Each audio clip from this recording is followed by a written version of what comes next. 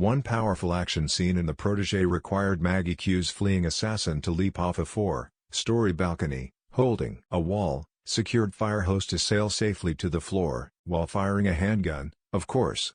Even with a ceiling-secured safety wire, most Hollywood stars would wisely give the moment to their stunt double. But in her first lead action film role, Maggie Q, the 42-year-old former star of CW's 2010-2013 spy series Nikita, sought to make a statement. Not only could she hold her own with co-stars Samuel L. Jackson and Michael Keaton, but she could also kick legit action star butt, even if that meant jumping over the rail 4 stories in the air for 2 nights. We specifically designed the stunt with the cameras following me in the fall to make sure our audience saw, "It's me," says Maggie Q proudly, speaking on a Zoom call. So Therese no dispute. Which is awesome. Michael Keaton reveals he hasn't seen an entire comic book movie since 1989's Batman. Awesome, for sure. It's the type of gritty showcase that made a fervent believer out of director Martin Campbell, of Bond Casino Royale fame. When casting the film, Campbell was immediately wowed by the actress' drama reel, but had a big question: who the bleep is that? Martin doesn't mince words, says Maggie Q, who found out about her director's question long afterwards. Told the F-bomb was involved there. Which I think is hysterical. Campbell readily admits, "I had really never heard of Maggie before I cast her, that's the amazing thing.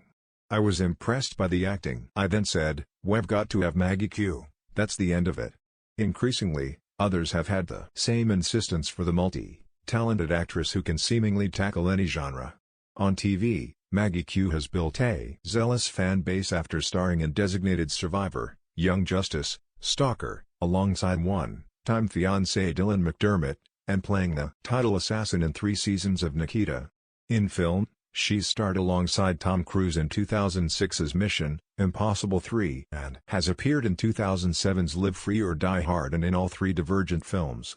The one-time model, born Maggie Quigley to a Vietnamese mother and Irish/Polish father, fit the role of the Vietnamese-born, often glamorous assassin protege who is trained to kill by the mysterious Moody Jackson. Campbell says he found out later that Maggie Q had cut her teeth in the Hong Kong action movie scene with legendary star Jackie Chan, whom he directed in 2017's The Foreigner.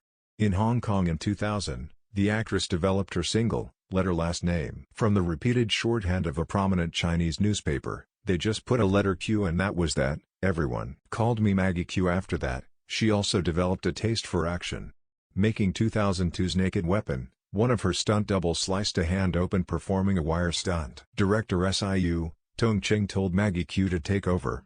"She's like crying and bleeding, and I'm supposed to jump in and do the stunt," says Maggie Q, "but I did. And I did it." For the mayhem-filled Protege, Campbell insists his star did 98% of her own stunts, leaving only crashes with cars and through glass tables to stunt pros. Maggie Q spent days working on an intricate fight scene with her character's rival frenemy with benefits, played by Keaton, 69, more than 25 years her senior. The two performed most of the complicated moves during the knockdown fight that turns amorous. Campbell refers to it as the foreplay scene. The comical look of fight exhaustion, shown on screen mid-brawl, required little acting for the duo. There were moments where Michael was like, "Maggie, what the hell is going on? I'm exhausted," she says. "I'm like, oh, I'm exhausted, too. I'm just not talking about it." The flying balcony scene was Maggie Q's peak stunt. After her stunt double rehearsed the controlled fall, she reported being terrified every time she pulled off the stunt. She was like, "You're never going to get used to it, good luck." Maggie Q recalls, "I was like, wait, that's not what you're supposed to be saying." But Q made the leap, again and again, only to see on the set monitor that the moving camera missed the shot. "I was on the verge of tears. But we kept missing it," she says. "It was devastating." The perfectionist was so intent on nailing it, she came back the next night to continue jumping until she was satisfied. God knows how many times she did the stunt, Campbell says. But there were no doubles used. It's all Maggie on that screen.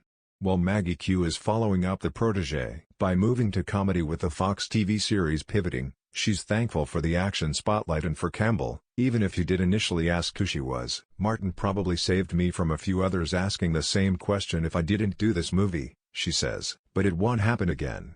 Not after this."